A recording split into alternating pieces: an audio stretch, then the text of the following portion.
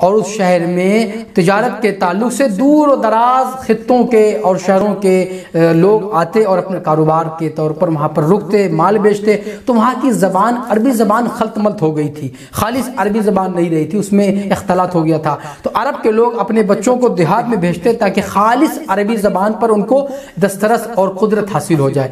تو رسول گرامی وقار صلی اللہ تعالی علیہ وسلم کا جب وقت آیا کہ ان کے لیے بھی کوئی داعی کا اہتمام ہو، تو پھر قبیلے بنو سعد کی تمام عورتیں اپنے قبیلے سے چل کر مکے کی طرف روانہ ہوئی.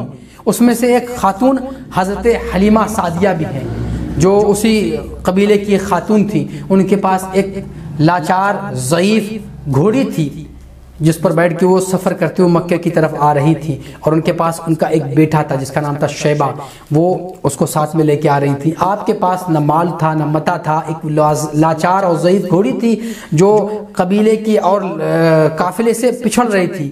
اتنا پچھڑ جاتی تھی کہ لوگ آگے نکل جاتے، وہ قافلے سے پیچھے رہ جاتی تھی. تو بڑی تکلیف ہوتی تھی ان کو، حتیٰ کہ وہ کافی مشکل کے بعد مکہ پہنچ گئیں. مکہ پہنچی تو تمام دائی الگ الگ محلوں میں پہنچی اور الگ الگ بچوں کو انہوں نے ہائر کیا، گود لیا دودھ پلانے کے لیے 2 سال کی مدت کے لیے. تو سب نے بڑے بڑے مالدار گھروں کے بچوں کو گود لیا، کسی نے کسی کے بچے کو گود لیا. حضرت حلیمہ چونکہ ان کی چھاتی کا دودھ خشک ہو چکا تھا، ان کو کوئی بچہ دینے کے لیے راضی نہ ہوا. اور نبی پاک صلی اللہ علیہ وسلم چونکہ در یتیم تھے، آپ کے والد نہیں تھے، تو ان دائیوں کو مال و متاع انعام و اکرام سے کون نوازتا، اس لیے رسول گرامی وقار صلی اللہ علیہ وسلم کو سب نے ترک کر دیا. اب فقط بچی دائی حلیمہ. وہ آئیں اور اپنے شوہر سے کہا یہ تو اچھا نہیں ہے کہ میں بغیر بچے کے یہاں سے واپس ہو جاؤں، اگر آپ اجازت دیں تو ایک یتیم بچہ ہے میں اس کو گود لے لوں. تو آپ کا شوہر عبد العزیٰ اس نے آپ کو اجازت مرحمت فرمائی. آپ حضرت عبد المطلب کے در دولت پر پہنچی اور حضور پاک صلی اللہ تعالی علیہ وسلم کو آپ نے اپنی آغوش میں لے لیا، اپنی گود میں لے لیا اور لے کے آپ اپنے قافلے میں پہنچی، جو قافلہ ایک میدان میں رکا ہوا تھا. جو ہی آپ اپنے قافلے میں پہنچی اور حضور کو آپ نے گود لیا تو آپ نے حضور علیہ السلام کو اپنا دودھ نوش کرایا، چھت دودھ نوش کرایا. تو نبی پاک صلی اللہ علیہ وسلم نے دائیں جانب کا دودھ نوش کیا. پھر انہوں نے سوچا کہ آپ کو بائیں جانب کا بھی دودھ نوش کرنا ہے، تو رسول گرامی وقار نے دوسری طرف کا دودھ نوش نہیں کیا. آپ نے پہلے دن انصاف فرمایا، اس لیے نہیں نوش کیا کہ دائی حلیمہ کا ایک بیٹا اور تھا جس کا نام تھا شیبہ، آپ نے دوسری طرف کا دودھ اس بچے کے لیے چھوڑ دیا. یہ میرے نبی پاک صلی اللہ علیہ وسلم کا انصاف تھا. ابھی کم سن عمر ہے، ابھی تو آپ بہت چھوٹے ہیں، اور انصاف کا عالم یہ کہ صرف ایک طرف کا دائیں جانب کا دودھ نوش فرماتے ہیں. وہ حضرت حلیمہ کا چھاتی دودھ اتنا دودھ آ گیا کہ حضرت پاک صلی اللہ علیہ وسلم نے سیراب ہو کر نوش کیا. آپ کے دوسرے شہزادے حضرت شیبہ نے اس دودھ کو نوش کیا، اور وہ آپ کا جو گھوڑی تھی دودھ سے وہ بھر گئی، اس کے تھن دودھ سے بھر گئے. پھر آپ کے شوہر نے اٹھنی کا دودھ لگایا اور دونوں نے اس دودھ کو نوش کیا. اب وہ ان کے خاوند بڑے حیران اور کہنے لگے حلیمہ یہ بچہ بڑا بابرکت ہے، یہ بچہ بڑا بابرکت ہے، جب سے یہ آیا ہے عجیب و غریب حالات رونما ہو رہے ہیں. یہ بوڑھی لاغر اٹھنی جس کے پاس کبھی دودھ نہیں ہوتا، آج اس نے اتنا دودھ دیا، اور آج تیری چھاتی میں بھی اتنا دودھ آ گیا. ضرور یہ بچہ عجیب رحمت و برکت کا مالک ہے. حضرت حلیمہ سعدیہ رضی اللہ تعالی عنہا پھر حضور علیہ السلام کو لے کر جب مکے سے اپنے قبیلے کی طرف روانہ ہوئی تو وہی بیمار اور لاچار ضعیف گھوڑی جسے چلنے کی تاب و سکت نہیں تھی، جو بڑی لاغر تھی اور بڑی کمزور تھی، جو چل نہیں پا رہی تھی، وہ اب سب سے آگے دوڑ رہی ہے. تمام قافلے کی عورتوں نے کہا حلیمہ کیا کوئی نئی گھوڑی خرید لی یا نیا کوئی گھوڑی خرید کے لائی ہو بازار سے؟ فرمانے لگی نانا میری وہی پرانی گھوڑی ہے. اب اس میں وہ طاقت نبی پاک صلی اللہ تعالیٰ علیہ وسلم کی برکت سے وہ گھوڑی میں طاقت آ گئی، وہ تیز چلنے لگی. حلیمہ کے تو اب دن بدلنے لگے، حلیمہ کی تو اب رات و دن کے سکون بدل گئے تھے. حضرت حلیمہ سعدیہ جب اپنے وطن اپنے گاؤں پہنچی ہیں، اپنے ولیج پہنچی ہیں، تو نبی پاک صلی اللہ علیہ وسلم کا گزر جس خطے سے ہو جاتا وہ خطہ پورا سبز و شاداب ہو جاتا.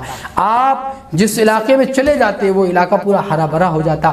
حضرت حلیمہ سعدیہ کے پاس بے شمار بکریاں تھیں، ساری بکریوں کے تھن دودھ سے بھر گئے اور ساری بکریاں اب حاملہ ہو گئیں. تمام قبیلے کے لوگ اپنی اپنی بکریوں کو لا کے حلیمہ کے گھر چھوڑتے کہ یہاں حضور کی برکت سے ان کی بکریوں کے بھی حمل ٹھہر جائے گا۔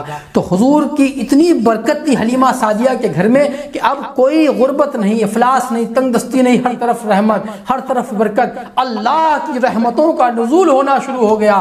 حلیمہ سعدیہ کا گھر بقعہ نور بن گیا، رحمتوں کا گنجینہ بن گیا، کیونکہ اللہ کا نبی حلیمہ سعدیہ کی آغوش میں آ گیا۔ اب حلیمہ سعدیہ اپنے رب سے اور کیا مانگے جب اللہ نے ان کو اتنی بڑی رحمت سے مالا مال فرمایا، اتنی بڑی عزت سے مالا مال فرمایا کہ اللہ کا محبوب حضرت حلیمہ سعدیہ کی گود میں آ گیا۔ اب تو خدا نے ان کو کیا دے دیا؟ رب کا محبوب ہے، آغوش ہے، رب کا محبوب ہے، آغوش میں جلوہ فرما۔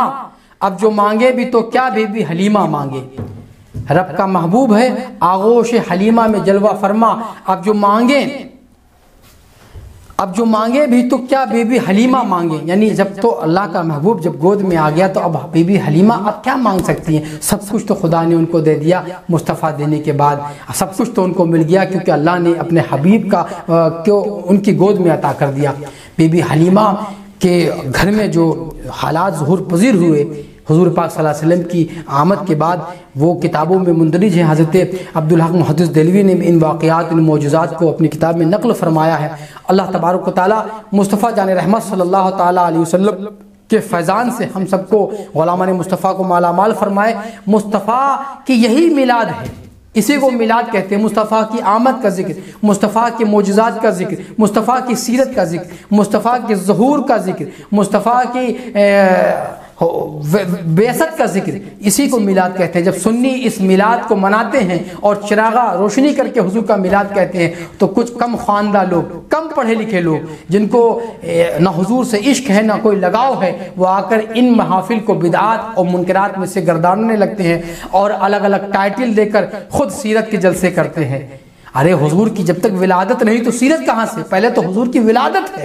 جب حضور تشریف لائے ہیں، حضور جب پیدا ہوں گے تبھی تو حضور کی سیرت ہوگی۔ تو پہلے حضور کی ولادت کا جشن مناؤ، حضور کی آمد کا جشن مناؤ، پھر حضور جب بڑے ہوں گے، حضور جب نبوت کا اعلان کریں گے، تب آپ کی سیرت ہے۔ تو تم سیرت کا جشن مناتے ہو، ولادت کے جشن نہیں مناتے ہو، یہ تو ایک عجب بات ہے۔ حضور جب پیدا ہوں گے تب سیرت ہے نا، تو پہلے آپ حضور کی ولادت کا جشن منائیے، حضور کی آمد کا ذکر چرچا کیجئے۔ اللہ تعالیٰ حضور کے وجود مسعود کے صدقے میں ہم تمام غلامان محمد پر اپنا کرم فرمائے، آمین یا رب العالمین۔